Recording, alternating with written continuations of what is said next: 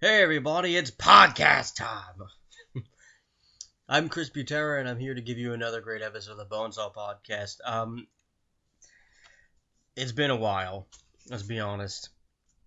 It's been a while. I have not been able to do a comic cast or a shoot. I apologize for that.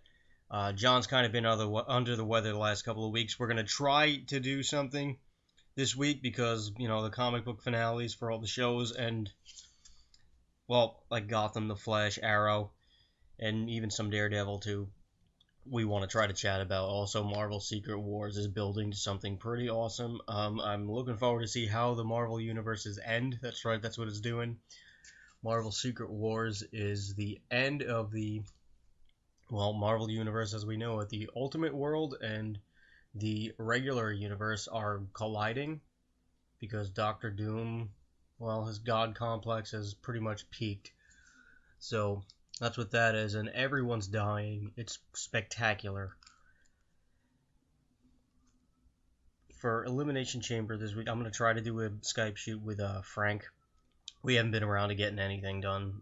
The Extreme Rules one just ended up being inaudible, so I couldn't even keep it. We're going to try doing it with Skype, and that's how I'll probably be doing most of these podcasts going forward, just because the quality is a lot better than just, a cell phone. My guest today is Bonesaw Pandolfo, also known as AllOne. He's a freestyle rapper and a poet. He's really good. I met Bruce in college at SUNY Oswego when the both of us were still going there, which neither of us ended up staying for a very long time because it wasn't really what we were looking for. But in his travels, Bruce is just one of the kindest people and just, an all-around giving person with a hell of a talent. I really hope that he makes it in his career because this is one of those guys kind of like, Eyedea or Eyedea and abilities or anything like that, where the guy is just so good and it's a shame that the man is not selling platinum records. As for Elimination Chamber, I thought it was pretty decent. I think that Ambrose-Rollins feud is going to build very nicely. It's something that we all have been wanting to see forever, and we could see forever again, as long as WWE wants. I really like that the feud that the two of them have put together. I think that they're great rivals that everyone would want to continue to see. It could be like almost like a Cena Orton thing, except we're kind of tired of that now because how many times have we really seen them fight? Where with Rollins and Ambrose, it might get to that at some point, but they always put on clinics, and the two guys just busted their ass in the indies, so I can't see them not, having one of those feuds where people will love forever, kind of like Austin and The Rock, or Kane and The Undertaker. Everyone always wants to see that no matter how many times they do it, and I think that that's what makes Ambrose and Rollins so special. Now, speaking of indies, I thought that Kevin Owens, also known as Kevin Steen, in the indies has been just phenomenal. They've been putting him on this rocket ride, and hopefully doesn't go away. I think that the best thing that they could have done was to start him fighting Cena, which they did, because now he's not going to end up being like Rusev, where he's built specifically to lose to John Cena. He's being built from the ground up. The first guy he goes after is John Cena. He wins. Clean. Now, the rematch thing I don't really agree with because he's probably going to end up losing. Now, if they have him continue to win, I'll be very surprised. But you can't have a guy being made just to lose to somebody. And then what? He needs to win the feud altogether and then skyrocket him. Honestly, I think that they should have put him in Money in the Bank and then have him, go over in that. But it's not my call. Thrash Bash was not successfully funded, so we are still kind of looking for a headliner. We would prefer it to be, Witch Haven, of course, but it's just not feasible. And, well, with the lack of support, it was not possible to do. Maybe at some point in the future, we'll be able to do it. But we are going to be working on some headliners, and we'll see what's going on. I have been reading the Peter Steele book Soul on Fire by Jeff Wagner lately, and it's really cool, actually. I really enjoy the book itself. It's nice to see a lot of people that I know being interviewed for the book. And there were just a lot of things about the Green Man that I just didn't know. Like, I didn't know that he was left-handed and just happened to play right-handed because the person would at the music store refused to let him swap a right-handed guitar for a left-handed bass because left-handed basses cost more money, which is bullshit, but that's the way the cookie crumbles, and Pete just ran with it and just lucked out and had a fantastic career. I wish that he was still here because the world needs a band like Typo Negative, and I gravely miss that.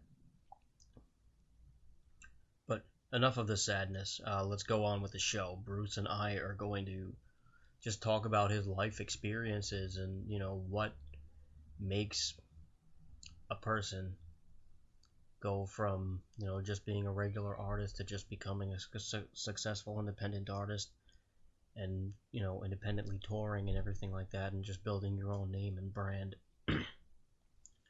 So, I think I've rattled on long enough. Let's start the show.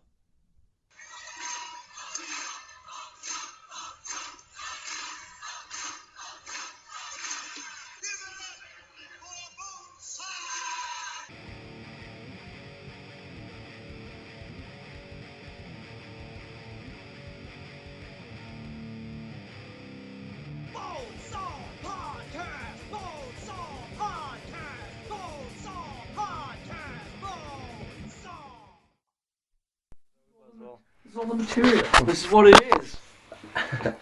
But yeah, so I'm working on this album right now. It's called Rapa Logs, which is it's like a portmanteau of rap and then apologues, and apologues is like a positive, sort of like lighthearted fable. So this project's been kind of in the works for a long time. Like I started writing it, I would say, like you were complaining about a year for the Zamboni project. Like I started writing this project probably like 8 years ago, and then like I mean I've been doing tons of other things. Like I've released 6 albums in the past like 4 or 5 years that I've been putting music out, but in the meantime this has always been kind of like a background thing where I've been like writing towards it and knowing like, okay, when I write this kind of song, that's definitely like a Rap Logs thing. And that's kind of like, so, but now I'm in the stages of like a lot of the music is nearly done. A lot of the my friend Ellie is doing, like I was telling you about her, like she's doing these amazing like pencil illustrations and stuff for each of them because it's going to have like a book with it. Okay. And it's just like this super, because it's all live music orchestrated around these narratives. So it's a really ambitious project, and it has a lot of loose strings because it's not like when one band makes an album, like that's hard enough. But for me, it's kind of, each song might need a different vibe, like it might need a different artist. So I kind of am like, oh, this is sort of like a more folksy fingerstyle guitar thing. So I called up my friend Rob Brewy, who I worked with for my first album, for one of my songs. And I was like, you would be perfect for this, like let's work on something. So that was that. And then this other group of people is perfect for songs, whatever, A through D, etc. So it's kind of like this crazy, like pull a lot of strings, a lot of loose ends, but it's all coming together now. But it's been like, I feel like for every year for the last 2 years or 3 years, I've been like, yeah, Rap Logs by the end of the year. No. All right, I'll put another project down instead while I keep working. At least you keep getting, how do you keep getting focused on getting one project to another, because you're always doing stuff. Yeah. Like, did it start with AllOne? And then it just kind of branched off from that? Yeah, kind of. I mean, so like I've always been writing poetry and stuff. I've always and eventually I started listening to some rap people, like some really good like underground poetic hip hop stuff, where it's like, oh wow, like this guy Sage Francis, Atmosphere, Brother Ollie, Idea and Abilities, all these people. There's a whole, there's a whole slew of people I could name, but those people kind of geared me to being like, oh wow, hip hop is an avenue that I could really get into. I really like it. There's a lot of expression here. There's a lot of like emotion and philosophy and stuff that has a lot of potential. But as far as like coming up, so the past, like I said, like this June will be the 5-year anniversary of my first album, Collaborations, which is a very like musically eclectic, collaborative, like poetic poem stuff where I had a bunch of friends that I worked with from this place, Cool Beans in St. James, out on the island, and it was kind of like half of the album are brand new songs that the collaborator of the given song and myself made together from scratch, and then the other half, the other 4, because it's an 8-song album, the other 4 are like songs that they already had that I sort of like remixed and like wrote a verse into, or wrote like a poem interlude sort of as part of it. And since then, kind of like the way, like I'm always writing, I'm always working on things, and I kind of like work in project, like an album format in my head, like I compartmentalize things a lot. So, when I'm like, oh, I want to do a bunch of like romantic sort of story songs, like, oh, I'll just do a whole album of that, and it'll be set to live music, and I'll incorporate field recordings or whatever to like give breath to the narrative, and it'll kind of be like a mix of an audiobook and a rap album and like a progressive story Tom Waits album kind of thing, like and that's Rapa Logs. And then I have another like sister album to that's that I'm working on as well, which is called Details from the Cryptic, which is like, that's all like really really dark, tragic narratives and stuff like that. And so it's like kind of, that's like the yin and yang of those two projects. And then so I think in themes, I guess. So, and then I have another one that I'm just about done with, that's called You Can't Make This Stuff Up, and that one is all like nonfiction stories, like stuff that I've just encountered on the road, stuff I've encountered through people I've met. And then there's just other things, like little just stuff, like I think I have an album that's like all acoustic songs that I wrote, where it's like just acoustic guitar and singing, because I love that kind of music, and I was like, oh, I want to do that. And it's like a 4-song EP that's, each one is based on one of the seasons, and it's like a nostalgic sort of like unbridled, passionate like celebration of each of the seasons. And it's just like, let me just experiment and like take myself in all these ways, and I kind of like make brackets around things so I can be like, okay, this is a theme, this stays. So that's kind of like how a whole lot of productivity ends up in all these different compartments, you know what I mean? So that's just kind of how I work. It's very, very, not very often is it like, oh, it's just a bunch of songs, they're all mushed together, good luck, I try to work in themes. It kind of like helps my crazy head, which tends to be all over the place. And that way I can kind of stagger releases, because things never happen, as we're talking about, things never happen as quickly as you want them to. Never. So it's like, so I can kind of stagger stuff where it's like, okay, this album's coming out, but I already have like 4 other albums on deck, and I just have to record them, or I just have to like get polishing up some writing on them once that I'm in the studio or whatever. And so like I pretty much, if I could control it, like if I could like only worry about making the music, like I'd pretty much be set. I'm already like the material. I mean, I'm always making, so there's always like it's always catching up. It's like, do you have like well, I know you read comics, so do you have like a big like shelf of comics that are like the ones I haven't read yet kind of thing, or like your list of things to read that you're always like whittling away at? I guess, like, I have, like, a little pile of, like, once I've read something, yeah, it goes into, like, my comic shelf, or it just goes into wherever they are in, like, the little basket that I have upstairs, and it's like, okay, these are the ones that I've read. Yeah. And then it's, like, the ones that go on the dresser are, like, these are the ones that I have to read. Right, yeah. In just no particular order. Mm-hmm. Yeah, that's kind of, so... Yeah, I have basically, like, in my head, or whatever, in like, a folder in my computer is, like, my comic book dresser's top, where it's, like, okay, all these folders of like, this is an album, I gotta like work on that, you know, like I have a bookshelf at home and I read every day, but like I'm always like whittling away at it of like someone recommends me or gives me a book and I'm like, okay, that's on the shelf, like hopefully I'll get to that this year, you know. Like I have 60 books, like I always do the math in my head. I'm like, okay, what if I just have like a crazy reading year and just like empty the shelf this year, and it's just not possible. Like it would be like, okay, read a book a day, you know. Like read a book a week, which like there's not time for that, you know, but which is fine too. But so that's the way it is for me with like music, is like it's always a guess, it's always like a catching up game. And a lot of the people I know that are like just kind of doing everything independently, that's kind of how it is, where it's like, yeah, don't like, just because of funds and because of people and, you know, everyone has their own situation, it's hard to wrangle, you know. I mean, us creative people are the flakiest of people. So you have to try to make work for yourself, and that's like that's the only real key to even trying to find any kind of underground success at all, is just you got to keep, like, you might not be a millionaire, you might not get, you know, the recognition that you deserve from a lot of people. Right. But if you keep, the whole goal is just keep doing whatever you're doing. Make sincere art and just be relentless and share it and put it out there and be a good dude. Like that's the mission basically, is be a good person, make the best art every time I go at it and share it with people and make a good experience out of it.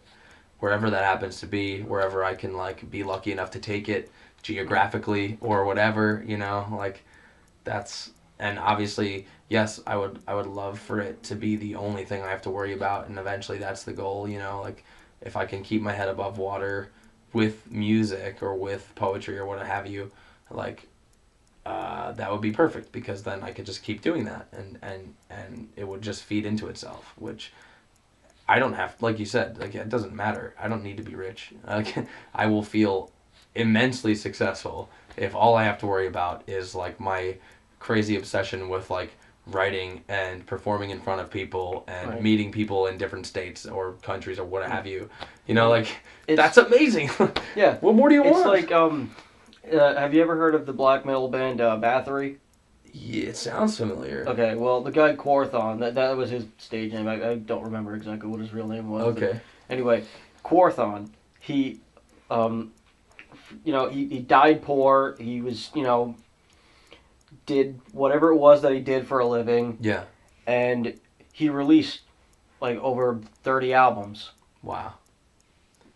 That's crazy. In, like, a, you know, in less than 30 years, he released over 30 albums. Or even Frank Zappa. Frank Zappa probably has like 200 albums that no one has ever heard. Right, yeah, he just made and made and made and made. Yeah.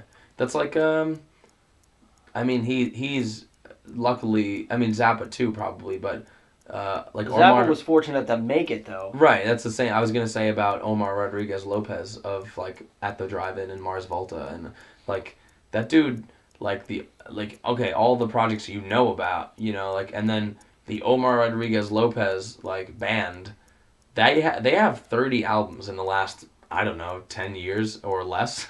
Like he puts that, he's like, yeah, I mean, I put out an album a year, but I probably make like 10. What did he say? He said in an interview that he makes probably like 10 albums a year. Jesus. And like he just is constantly creating and constantly recording himself and whatnot, and that's, I think, like that's the thing. Yeah, or even like Les Claypool and Primus. Yeah. Sure, every couple of years we'll get a Primus album, but in between that we'll get at least 5 other projects that he just decided to do. Part of. Yeah.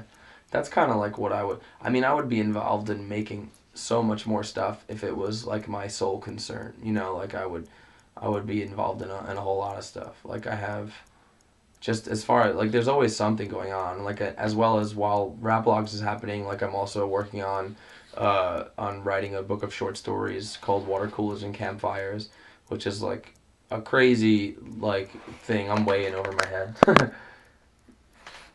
But that's another thing where it's just like, I don't know, constantly experiment, constantly trying to learn, you know, put stuff out there, you know. I mean, there's infinite possibilities with music, with art, with whatever. Like, there's so many things you can occupy your time with. So, for anyone, I don't know what song it's from, but someone told me this lyric, and I posted it on my Facebook page today. If you're bored, you're boring, which I think is like, a friend of mine argued with it, but I think it's like pretty apt. It's like it's a mentality to be bored. Yeah. It's like a decision to be bored, and it's like, well, there's so many things that you don't know, that you haven't done, that you haven't seen, people you haven't met, and you're making a conscious decision to just like stick with whatever nothing you're doing and be discontented with it, and I don't know, I try as hard as I can, as often as I can, to remind myself, like, okay, there's this moment and you have to make everything of it, be productive, be social, whatever, experience something worthwhile or new. And it can be exhausting, but it's like that kind of living, when you're capable of it or when you really like take it on, that's the best life. Like, that's living, like that's so fulfilling. So yeah, there's so many projects to do, like, Les Claypool, Omar Rodriguez Lopez, Frank Zappa, like they're just constantly keeping themselves busy and like entertaining their muses. Yeah. There's so many things to make. So many things to do and see and learn. Like, it's crazy for anyone to, like, you have the audacity to be bored, Just make art. Yeah, do something. Learn a trade. Learn pickle onions. I don't know. Learn a thing. Learn how to make a new recipe. There's an infinite list of things you don't know how to do. Give it a shot. Yep. Or when you... What if you get to lose? Yeah. You were doing nothing. Exactly. That's the thing. I think that about... Now, this is going to turn dark. But I think moving from that kind of idea, like an analogous thing, is like, for myself, in the rare dark times I've had, I think that about, like, committing suicide. Like, for anybody who thinks that, my immediate thought is like, okay, well, you already are considering just having nothing as the result. You know what I mean? So literally anything else is better than that. So, like, I don't know, uproot yourself and just go do another thing.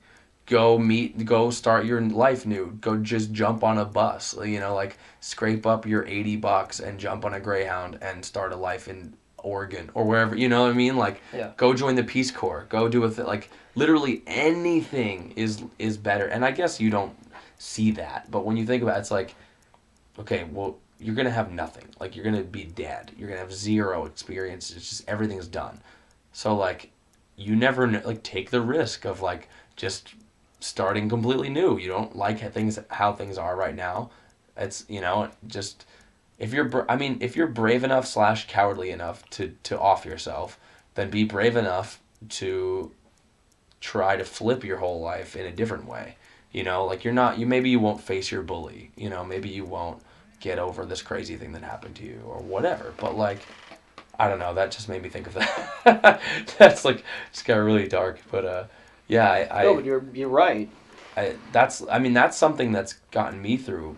The few times that I've been like really, really, really low, I was like, well, I'm just gonna literally go do anything. Like, I'll go take a drive. Like, I'll go take a drive and I'll quit my job and go upstate or something. I don't know, but literally any kind of change, like, or break up with a person I feel stuck with, or what have you, whatever the current situation might be, like, flip myself on my head and try to get something out of it, like throw myself in the woods with a tent. I don't know. It's still better than having no opportunities anymore, or whatever it is, on top of the other things. Like, it's selfish to do that. It's shitty to the people that care about you if you believe those exist, etc. But, right. Just that whole thing of, like, I don't know, then start fresh. Like, when I find myself in a situation like that, I immediately, like I'll get really low for a couple of days, weeks, months, whatever it is. Right. And then for what I don't know how it happens, but one day I just snap out of it and I just start working. You're like, whoa, I just lost a lot of time. Yeah. What was I doing? Start writing, Right. and then before I just start reading more. Or I look for something to do. Sure, yeah. You know, It's like, and I think that's I need to be alive again. yeah, that's the thing with like that a lot of people, don't see because when you get to your lowest point, you feel a sense of entrapment, Yeah. and it just becomes one of those things where what do I do? I'm in a cage. I don't know how to get out of my cage, but I put myself in this cage, and the only person that can get me out of it is this, and that creates Right. just a world of pain for somebody mentally, like just psychologically. You will break yourself down if you allow it to happen, and then you have to look for that one little light and just start clawing at it. Well, it's an interesting thing because in another way, whether it's like a chemical thing that you can't control or whatever the situation might be, like what you brought up was an interesting point where like I think to some degree, like yes, we have external stimuli, external experience that influence us to maybe take a path to like, end up down a dark path. But really in reality, eventually it becomes us who decides to stay there.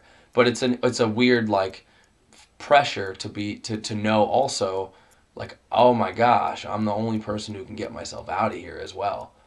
And I think that's where it kind of is like, well, I'm just going to stay here then because, and you start to think like that self-doubt, starts to be the thing that keeps you down there and is the thing that like, I can't dig myself out of this metaphorical hole. I can't get myself out of here and that makes me feel I deserve to be in here more, etc. Feedback loop, Well, I think the main problem that people have is just not being able to acknowledge that they're the one that has to get out of it. Like a lot of people will for turn someone to scoop them up or they'll look for a person or they'll look for medication or they'll look for any answer except for the one that's in front of them, right, and that's just their own control over their self. And it's not their fault. No. It's just some people have different way. Everybody has a different way of dealing with it. That's also the intrinsic like nature of that feel of depression itself is like.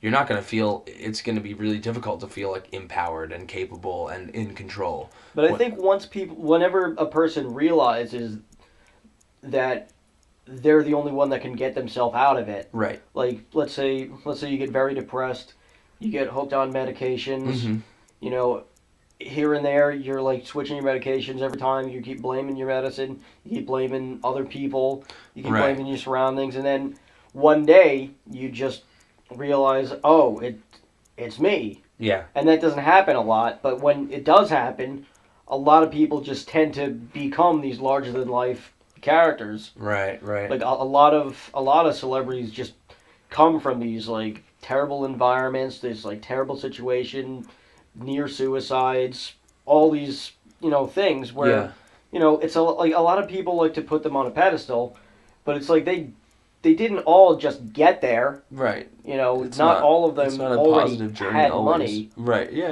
Like most of them, like most celebrities were just regular working class people like us, just came from regular homes, just... Right. And then they worked for better or worse. The right people and whatnot, and where things worked out. Yeah. Yeah.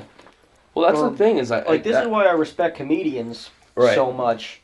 Like Louis C.K. or Jerry Seinfeld, or all these comedians are self-made people, and they go on to run. Yeah, they have programs. They travel around TV shows. Yeah. Like that's why Louis C.K. is the hardest working comedian on the face of the earth. For sure, yeah. He produces almost every comedy show on Fox. Really, I didn't know that. And he did it all by himself, just by walking up, just by going to a club one day. Just venting his frustrations. Wow. And in a way that made people laugh. Yeah. That's an incredibly raw, difficult thing to do. And I think that realization is both a huge, scary responsibility to know that you have always been and will always be like the only person who controls everything in and around you for the most part. Like you control how you react. You can't control the things that occur to you, but you can control your reaction to them and their effect on you for the most part. You know what I mean? Like you can't control if your house gets taken away, but you can control how you react to that and what you do thereafter, you know. And I think like that's both, as much as that's scary to think about, like, oh my gosh, this is all this responsibility on me now. I'm the sole person, the sole architect in my own fate. That's also incredibly liberating, you know. I mean, that's the aspect of it too that like doesn't get a lot of credit, and I think it's because for whatever reason it's intimidating, or for a lot of people like they don't take a they might not take a path for whatever reason, because it's lazy, because of laziness, or because of the difficulty of it, and just the sheer intimidation factor is like, oh wow, well, I control everything I'm going to become, and I always do, and I always will, and like it's a series of decisions I make and a series of people I meet that are deliberate, and some chance factors and some people know, and like networks of social interaction, but mostly like the Teddy Roosevelt quote, where it's like, the thing about luck is I find the harder I work, the more luck I seem to have. Yeah, exactly. Like it's exactly right. It's not like a fate thing. It's like, you work hard, you put your good work, your best foot forward, you put your good work out there, you put good vibes out there, like in a very literal way, a social way, etc. People are going to gravitate towards you, and that's only going to result in good things. Like people are attracted to those who help them, to those who make them feel good. Like you said about Louis C.K., like he took a really dark thing and a really bleak like outlook or bleak life, and he's an intrinsically good guy, you can tell, even though he has like a cynical sort of like sardonic brand of comedy. You could tell he's a very warm human person, like George Carlin, you know. And then he made it into something that was like illuminating for people, and like they laugh and they learn and they think, and they, he's a sophisticated comic. He's not like he doesn't do the like Jeff Dunham like lowbrow thing. He doesn't do the blue collar comedy shit like or whatever. He's a pretty smart guy, and still he has all that success. Like a lot of people don't want to hear that, but eventually you get to the point where you're like, oh wait, this is what's been missing. Like a real person saying real things at me, and and he did that. He took that darkness and he flipped it, like you said, and he created something that's super admirable, and like that's all. Like or even look at Jerry Seinfeld, the hardest working comedian of his day. Yeah. Jerry Seinfeld takes these stupid little things right that happen to everyone that none of us really acknowledge. Right. And he just makes us realize how hilarious these things are. Right. Like me putting on my glasses, he'll do a whole thing about what a process is to actually get your glasses. Go over to the couch and get the glasses, to open up the glass case, and all the things that happen in between it. Like maybe you want a glass of water, but you need to get the glasses on because you can't tell because there's two clear liquids, and you don't know which one's yours and you don't know which one's your dad's, but you know that the cup that's yours has this certain thing on it, but you can't see it without your glasses. Right. So you got to get your glasses, but you really want the water. Yeah. And he just stupid little things like that. Right, stuff that would just go under people's radar. And he made it a career. Yeah. Yeah. That's incredible. I actually don't. I'm not like a huge Seinfeld fan. But I like Curb Your Enthusiasm a lot, which is the same basic idea. Just like a little more vulgar. Yeah. But yeah, I mean that's that whole thing is exactly right. I mean that makes me think of the idea of like, for him, I read something where it was like an advice column or blog basically for independent artists, and it was use the Jerry Seinfeld method of creating, which is basically like make sure like Jerry Seinfeld wrote a joke a day was like his thing. He's like, they didn't all have to be good, but by the end of the like that's it. You don't have to write like a whole piece. You don't have to whatever. Just do like one thing. Like if you were to write like a line a day, you'd have like an album written in 6 months or whatever. Like if you were like just these little things, like just chip away slowly, but keep yourself minimally productive. Keep yourself so you have something to celebrate. Always congratulate yourself and then move forward, which is always like, for me, like I carry around a notebook. I carry around a piece of a notebook and a pen, and then I have my phone if I have an idea, but some time ago, a couple years ago, like I decided I went from like not writing things down unless I thought they were like the idea, or this is the song, or whatever it is, to just writing everything down, whatever it was, whether it was like a quotation someone said to me, or a word that I had learned, then I write the definition down of it, or just like a turn of phrase I heard that I thought would be interesting, or just like a couple of lines, and they don't all get used. They don't all become immortalized and become something that I consider like a masterful piece. Like when I'm like, okay, this is done. This song is done, and it doesn't always include all the things, but you have to find somewhere in all of that. There's got to be a diamond. You know what I mean? And if you collect all that, that'll happen. And that's like that just reminded me of like the Seinfeld thing. Reminded me of that because there's so much stuff that like goes under people's radar, and you're like, what? All these things could be inspiration, which also loops back to the if you're bored, you're boring thing. Like there's so much to be inspired by. There's so much to collect and to build upon. Um, yeah, absolutely. I think there's that, and that's another thing with like writer's block, where I don't think writer's block is. Like, yes, as a writer, like, how do you like? What are your thoughts on that? On like, when you experience that, Well, how do you deal with it? Do you experience that? every writer does. If there's any person alive that writes for a living and they can tell you that they've never had writer's block with a straight face, they're probably a terrible writer. Yeah.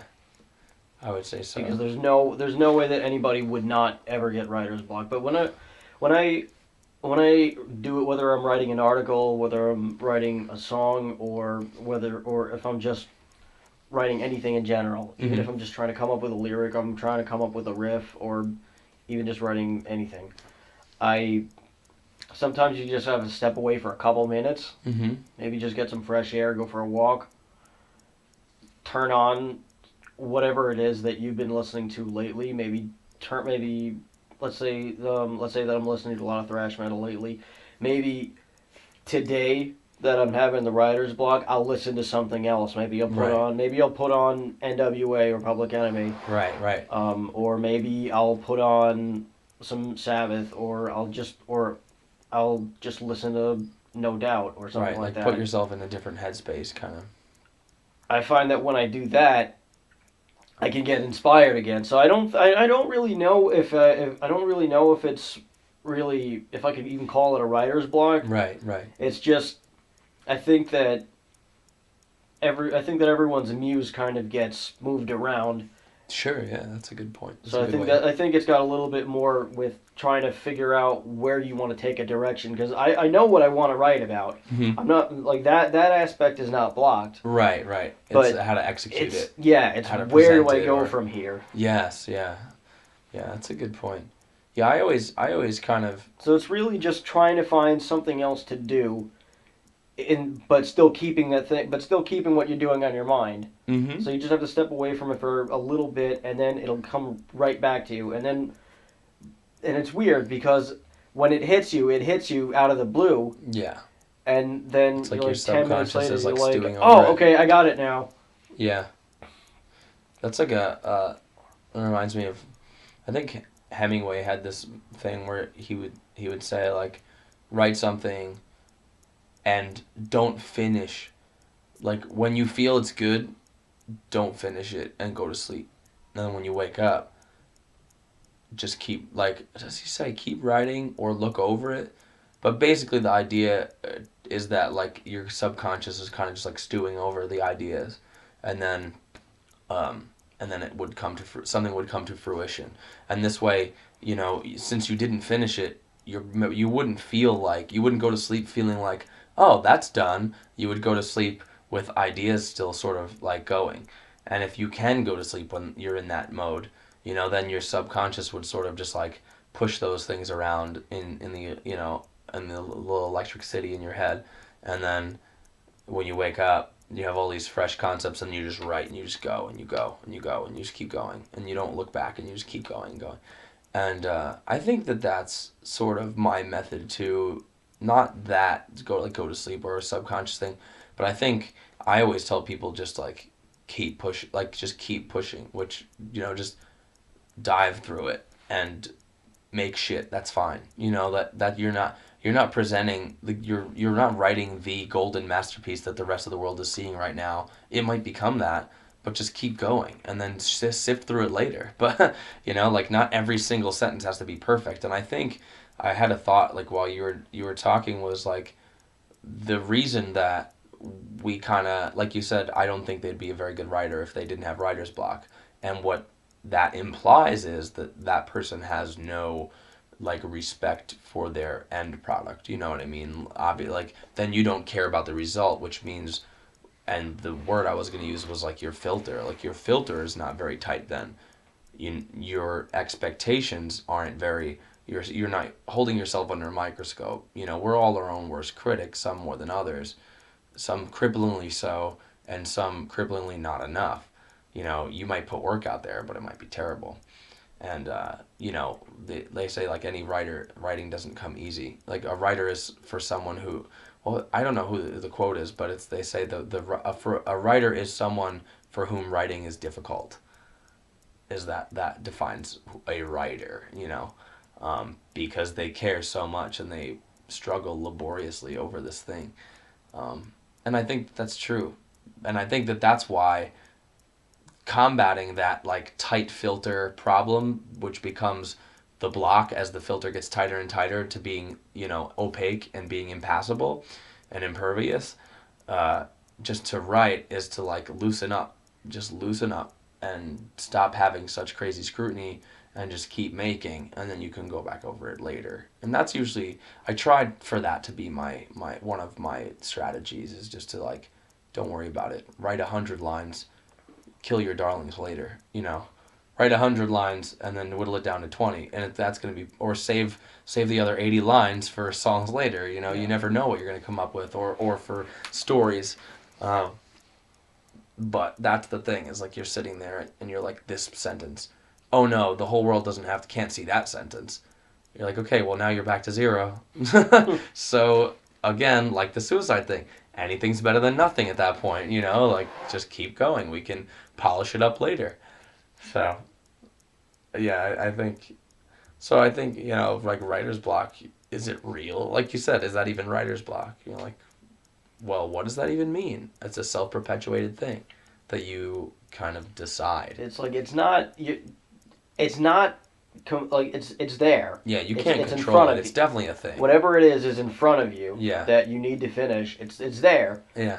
The idea is in your head. Eluding you somehow. You just can't find it. Mm-hmm.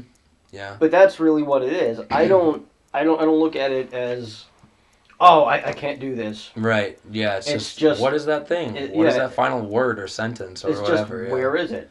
It's weird. I definitely, when I'm writing a song, there's definitely moments where I'm like, I literally need one word, one single word, and it's the perfect word. And then like I'll put it down. I'll work. Maybe I'll work on something else even, or I'll just walk away, and I'll just like, or I'll write a whole list of things. I'll just start working in list form, or I'll just start like, just writing down a whole bunch of stuff, or I'll just start blabbering, talking, scatting out loud.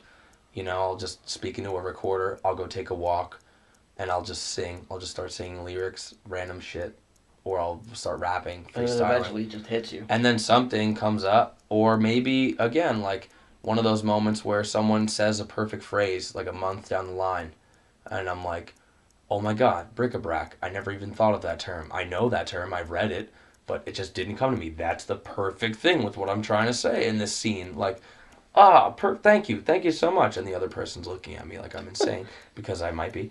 And, and then I go write it down, and that thing's done. And it just, the moment didn't come yet where, I encountered that thing I needed. And that's, again, the muse is eluding us. It's such a strange, interesting thing.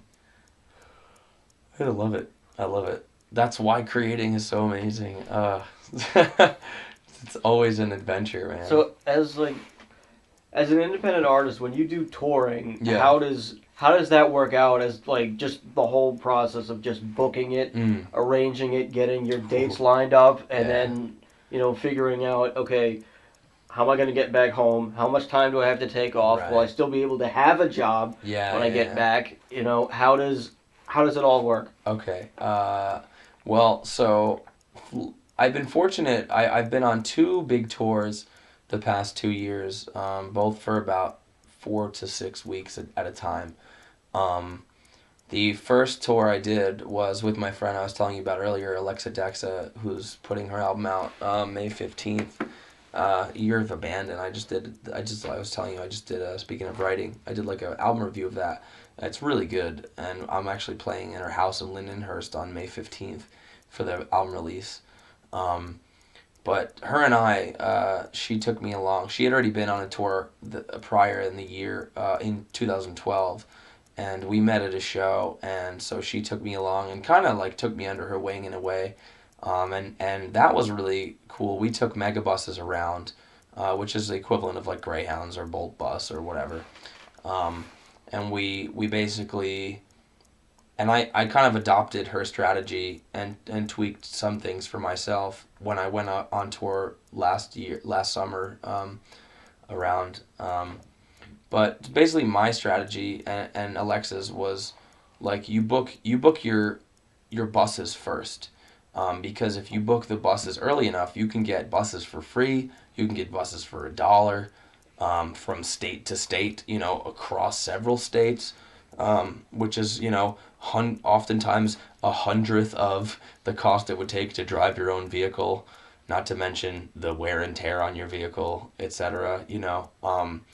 So we would figure out, you kind of like, my plot, I actually did like a whole blog of advice on this. I never even thought of using a megabus. Yeah, yeah. I mean, it's different for her and I. Like, we're both people who are capable of, like, she carries around a little like Peanuts Schroeder piano and her desk bells in her backpack, and like she has beats she produced on her phone. So like she does all that and then just sings. And it's amazing. And myself, like if I'm traveling, I just carry around like an iPod full of instrumentals, and then I'm good to go. And then I have like I'll have a suitcase full of stuff, and then a briefcase full of merch, and then just go. So this probably wouldn't work for most bands. I've seen people traveling though on megabuses with like a banjo, or like I've seen like a duo of people with the guitars. Obviously, this isn't the kind of like jump into a panel van, like you jump into a tour van and go. This is a more like a solo mission. So, but my process is figure out where I've been and where I go and where people want to see me.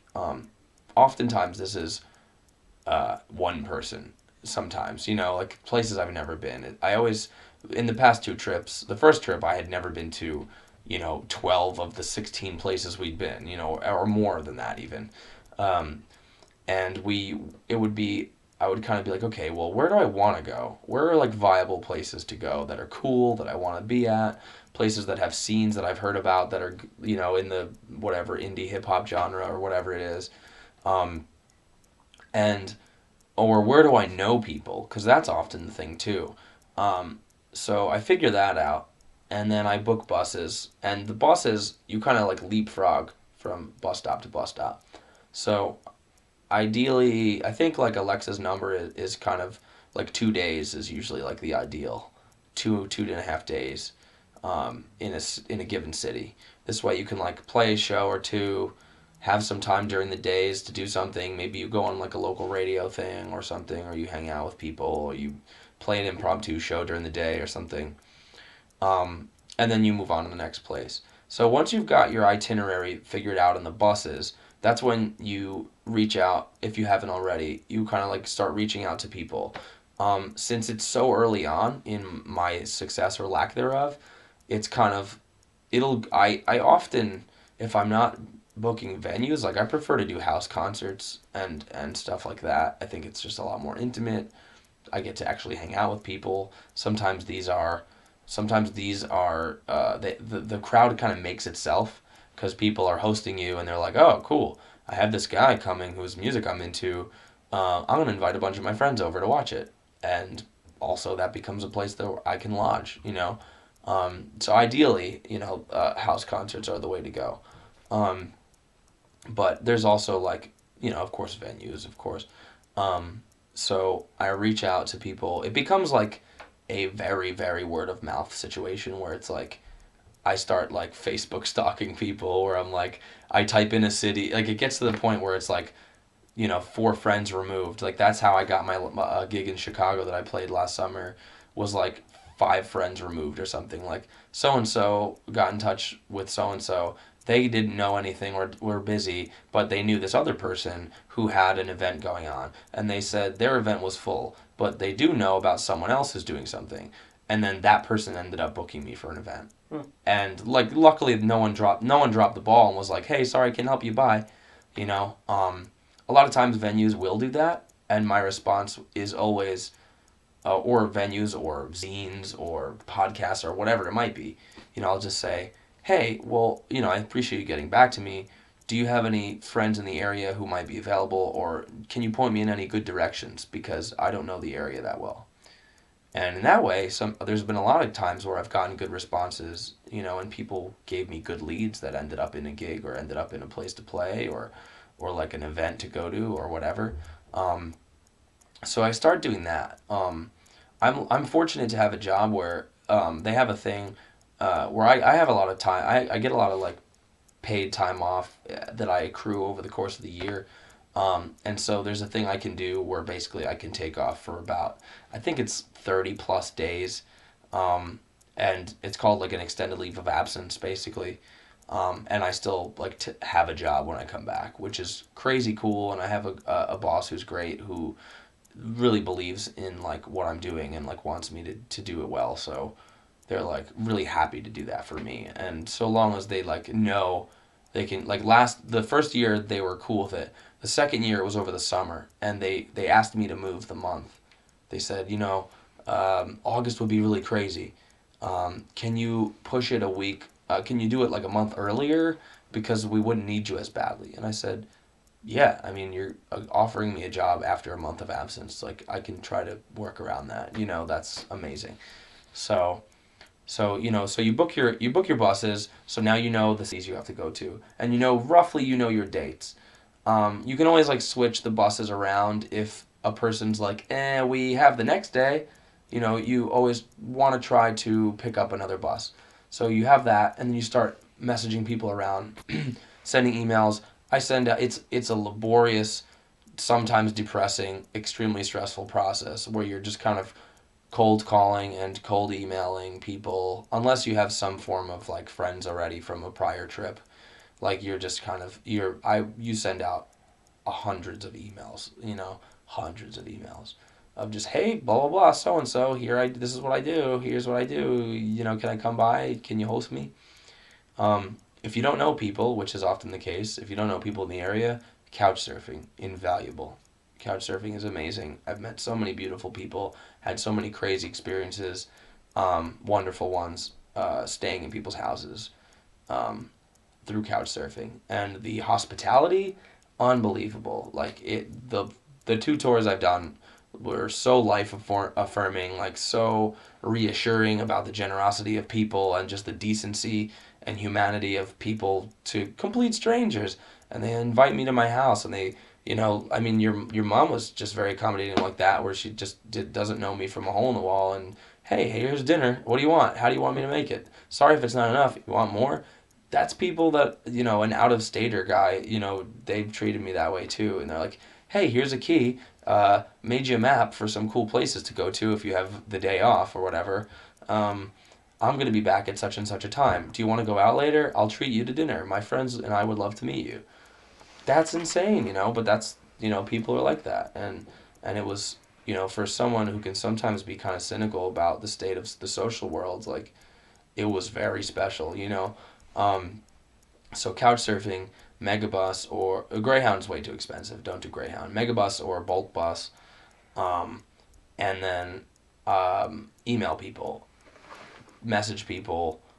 I would like go on Facebook, and I would type in like it has a weird thing. It's kind of creepy probably, but you can like type in like Indianapolis, and then it shows you like, these are your friends who lived here. These are your friends who went to school here. These are your friends who still live here. And so I would be like, "Oh, I'm going to be in Indianapolis. I don't know anybody. I don't even have any leads on where to even perform or what's viable." So then I just Facebook message all the people that are associated with that place.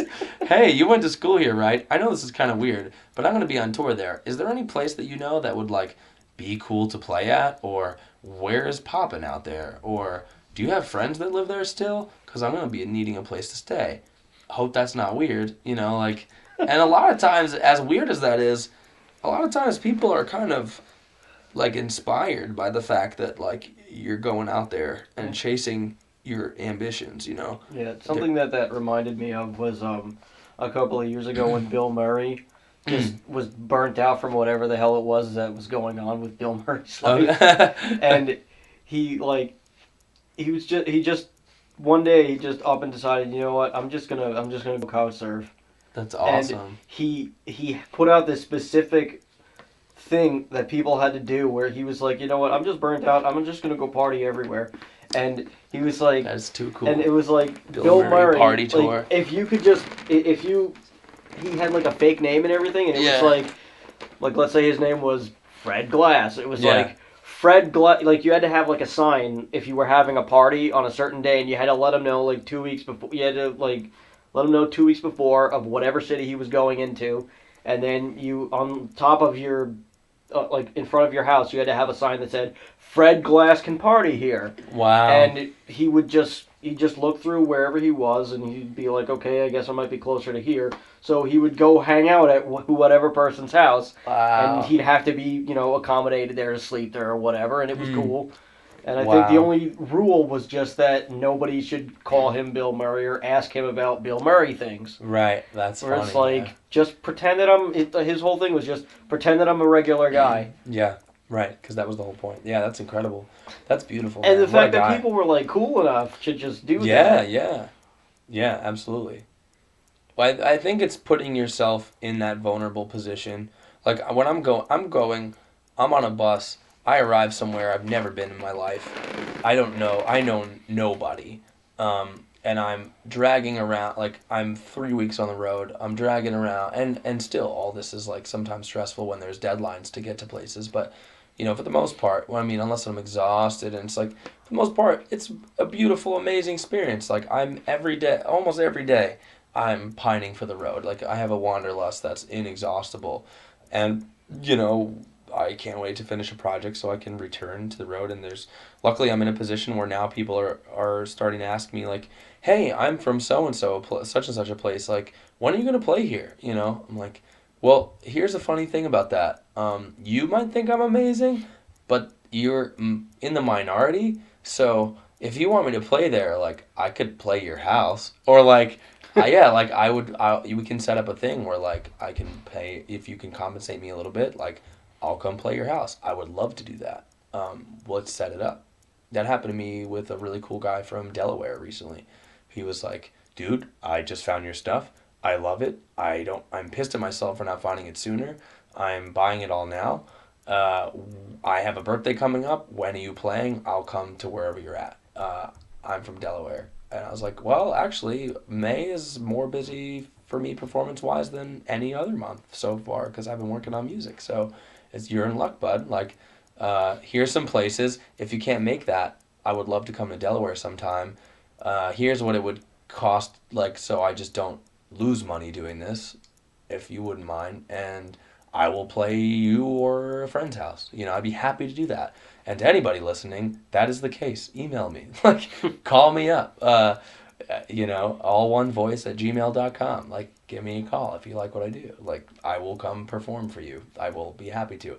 When I was in Indianapolis, I performed for like 6 people around a bonfire. Like a beautiful Wednesday night or something. Like, and they were just like, "Oh, what have you been doing? What's new? Like, what's the new stuff?" Because I went there in 2013.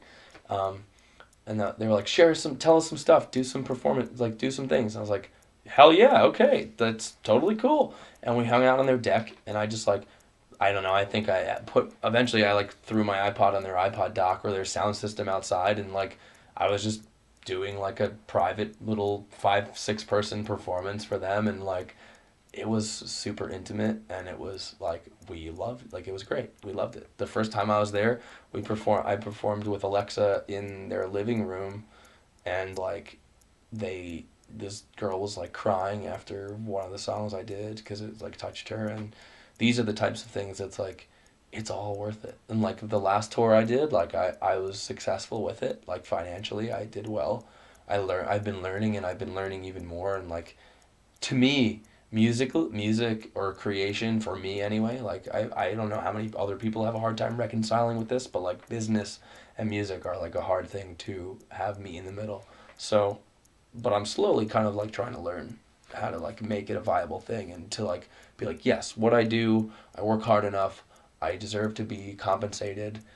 People will respect you, for that. If they like your stuff, like they do want to support you. They don't just want your things and want you to suffer, like, so like, and you just kind of have to like trust in that. And so yeah. And if you can't get a gig, then don't be idle for that night.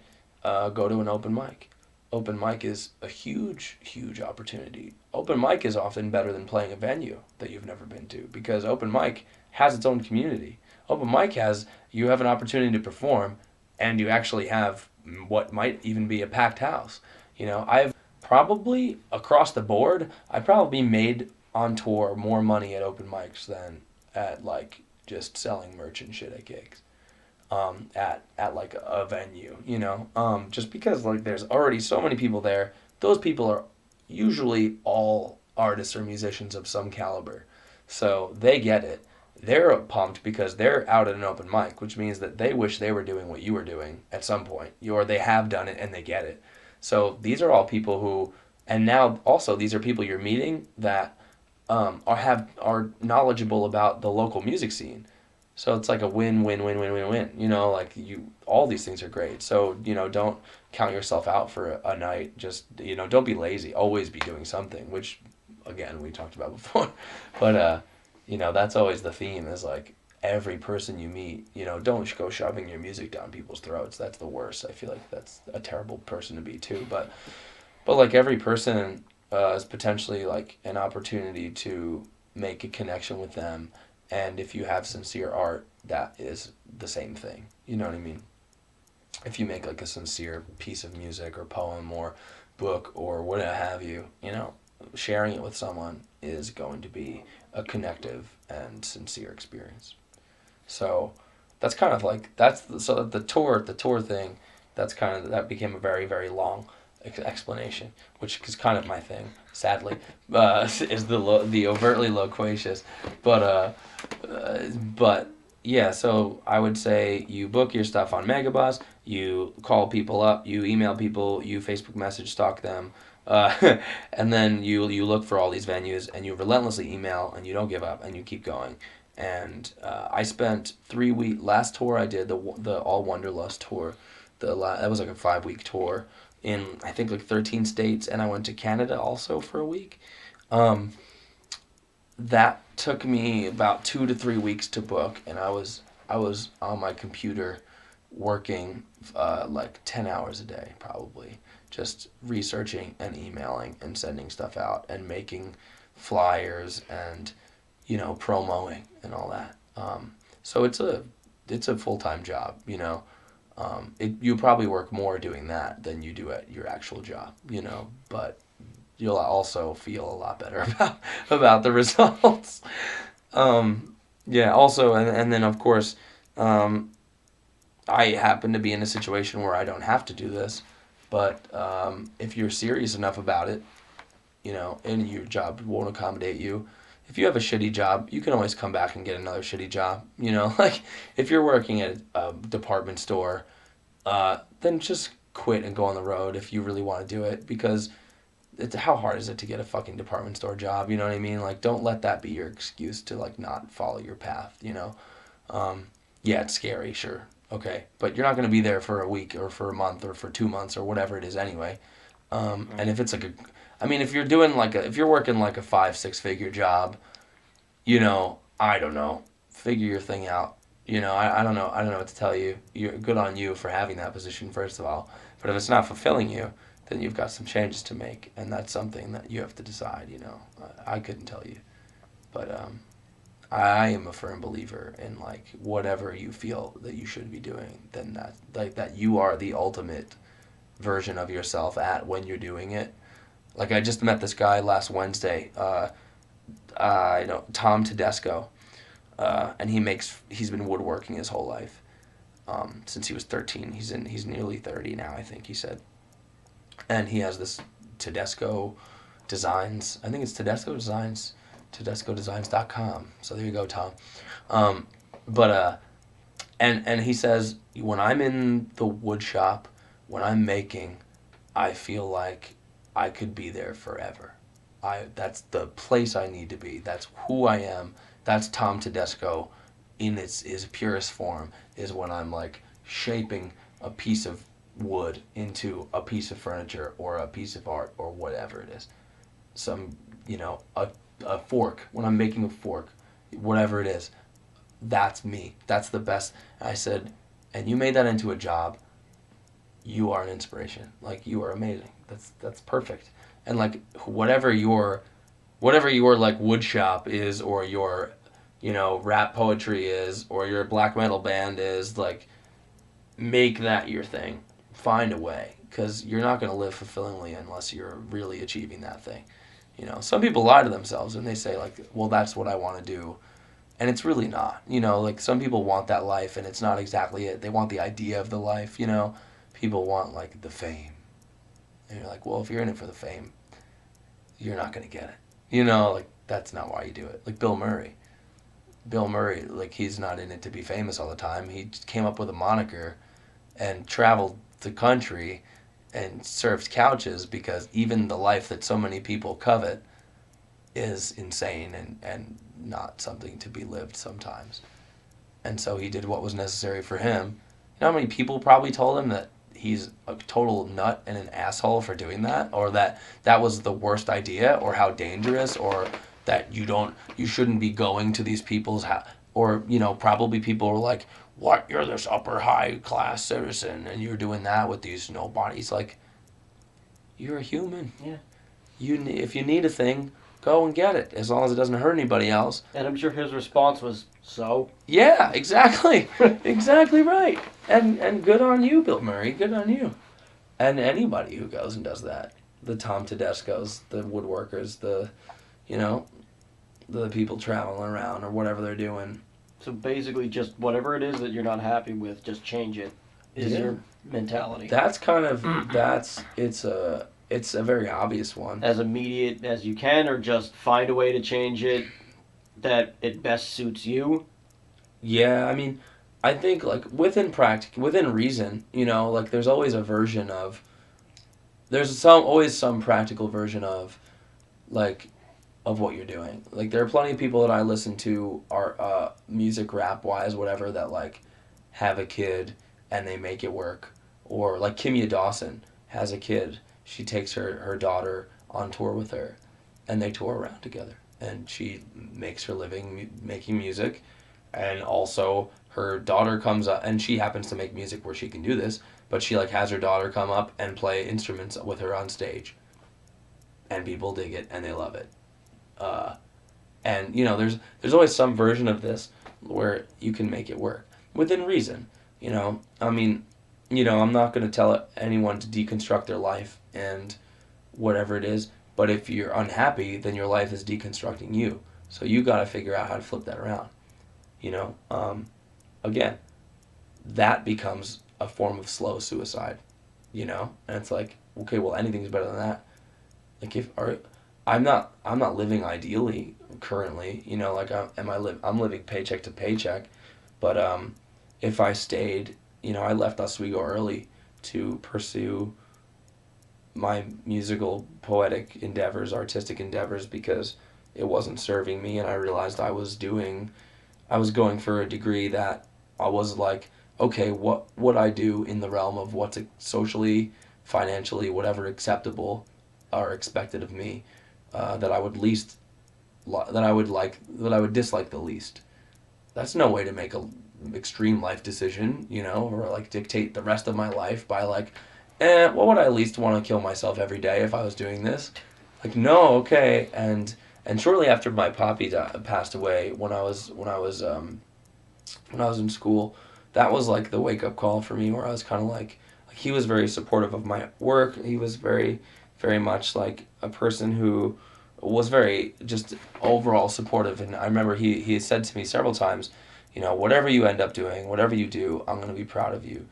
And I think that, and for me, it was kind of like that plus just the idea of mortality. You know, I was like, oh my God, you know, I can't be living my life for anybody else anymore. Like, either you're going to be happy for me or you're not with how what I become. But in any case, like, at the end of the day, when whomever is going to judge me passes away, you know, or whoever's going to celebrate me passes away, I have my life and my path that I chose to pave to look back on, and will I be proud of it? You know, because that's in my hands, which goes back to our suicide conversation, where it's like everything's in your hands. You dictate your fate. So, you know, are you going to let other people's influences dictate how you live? Like, for what reason? You know, even if it's someone that you can't weed out, you know, if it's your parents or whatever, like, they'll get over it, you know, like, or they won't, but it's your life you have to live, you know, and at the end, you're going to look at yourself and you're going to say, wow, like, why am I where I am right now? Because I was afraid that someone was going to tell me it was stupid to do the other thing. Well, that seems stupid.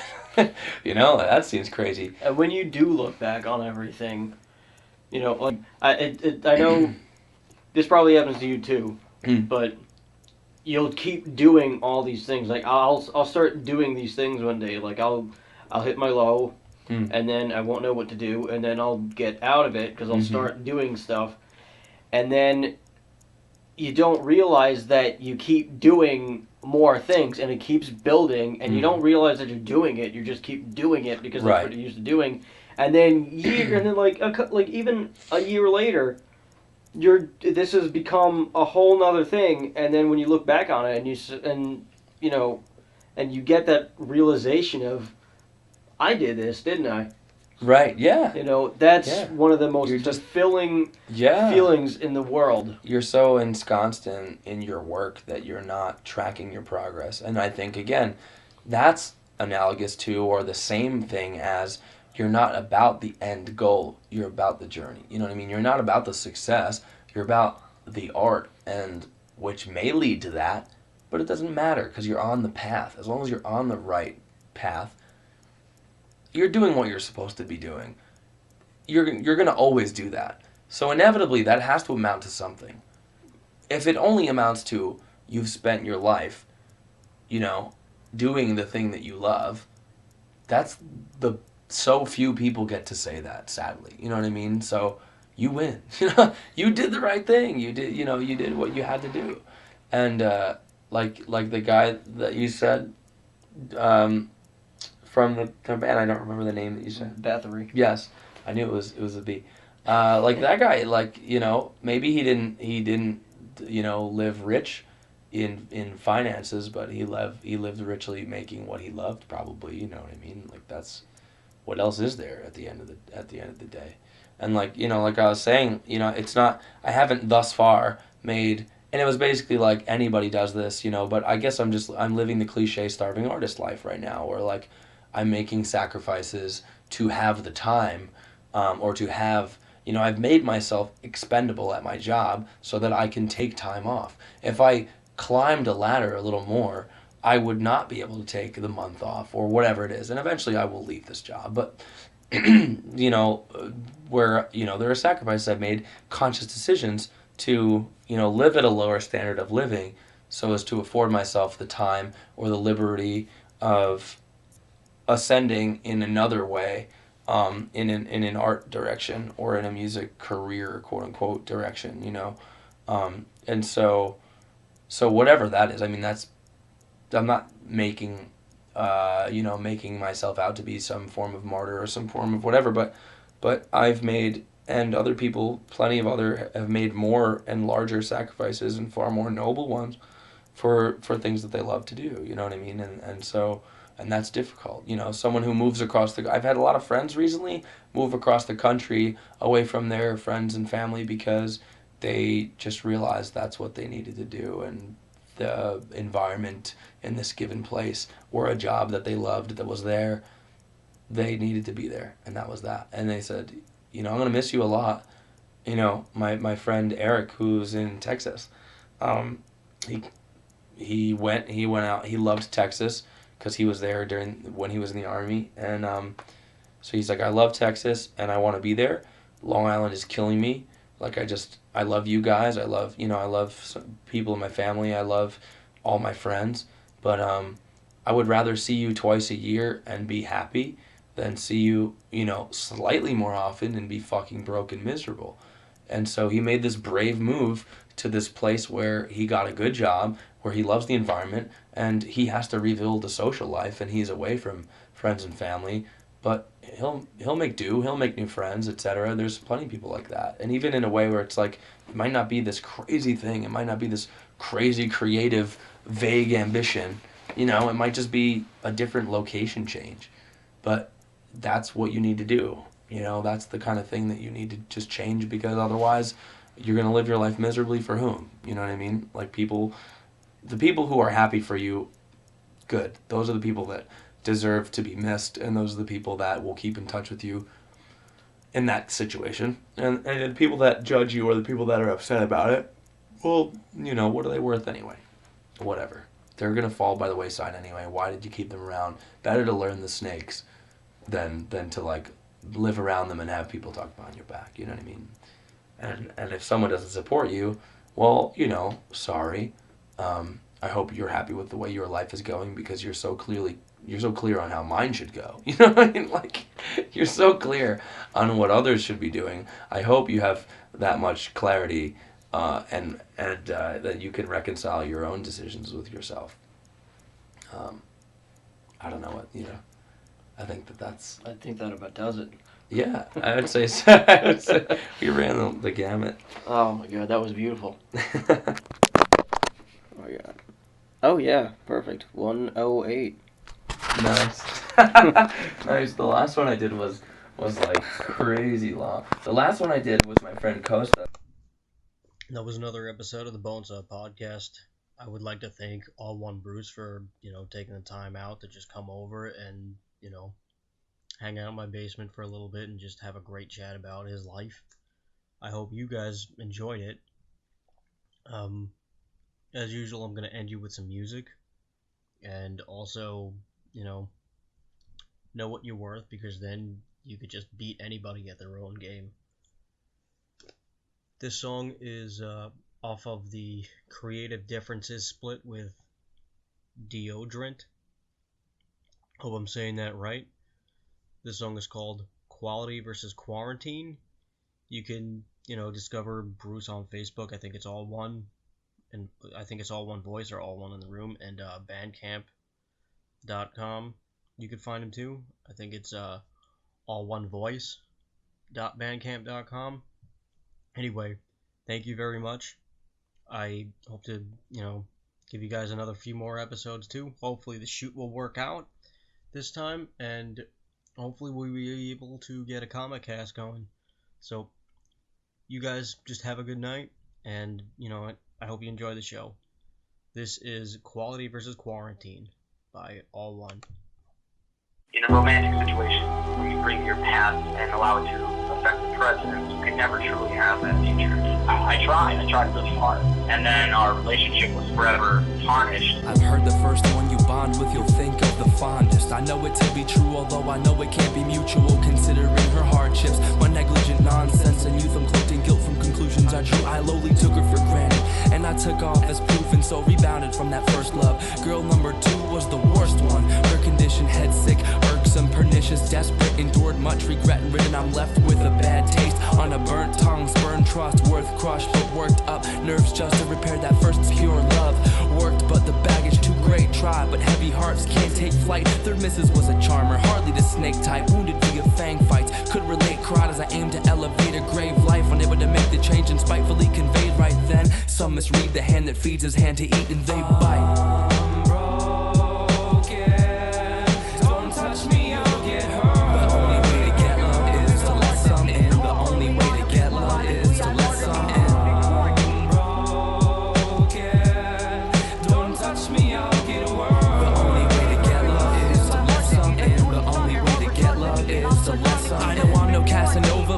To cast the nova to eclipse your your captivating castle sculpture. Really, I'm just asking you over to help me meet this week's disaster quota. Intense advance or culture, this mentally relaxed persona is actually a fragile, vulnerable bundle of nerves I control, with intent to use empathy to effectively represent life vividly. And this artistic intent interweaves with sensitivity. So although I project this interesting affection and equanimity, ironically my inner need to open and let emotions in, to use my art to expose the gifts of life and what we suppose it is, to connect and close the bridges is broken and discourage me from getting close to them. I'm broken, don't touch me, you'll get hurt. The only way to get love is to let some in. The only way to get love is to let some in. I'm broken, don't touch me, I'll get hurt. The only way to get love is to let some in. The only way to get love is to let some in. Our passions beguiled, it's only a matter of time till happiness dies and you're trapped in a cycle. Glad to resign, waiting to ravage the title, waving a flag that is white. Though I find despite an easy breakup, it's still hard to crack a smile. After a while, I felt in my heart that I can't trust it easily. But if I can't trust my heart, where does that leave me? Self-esteem seems to be disproportionate with my romantic plot standards. I make it a point to coordinate, off and off for the universe, and all they ask for is space. I'm 24 to date and poor and can't afford to date. I'm prone to disappointment or afraid to disappoint the lady. The grass is always greener on the other side of the walls I make. I guess that's why they call it jaded. As I asphyxiate beneath this armor and mortar laid, my thought is maybe suffocating, supporting the smothering weight of a bunker's haven isn't worth the cost of safety. I'm broken, don't touch me, I'll get hurt. The only way to get love is to let some in. The only way to get love is to let some in. I'm broken, don't touch me, I'll get hurt. The only way to get love is to let some in. The only way to get love is to let some in. I wrote this one for all of you, founded on the lines of my stigmata palm wounds. You might relate if you hold a past that feels like it haunts you, as opposed to hands of the people you talk to. Feeling bad since you never give a chance. People never give a damn, only ever giving damage, only feign to take an interest. But it's backwards, it's an interest in taking their planning. Disenchanted with romance, pessimism driven, thinking every joyride ends in an inevitable crash, or a cynic miserable, skipping taking advantage of life. Sickened by men or women simply taking advantage in life. Consider this, inconsiderate, malicious people who are on the offense probably only got that way when somebody crushed them. Hemingway suggests the only way to know if you can trust someone is to trust them. The only way to get love is to let some in. Quarantine can be martyrdom and can seemingly help, but be aware solitude and paranoia are diseases themselves. The only way to get love is to let some in. The only way to get love is to let some in. The only way to get love is to let some in. The only way to get love is to let some in.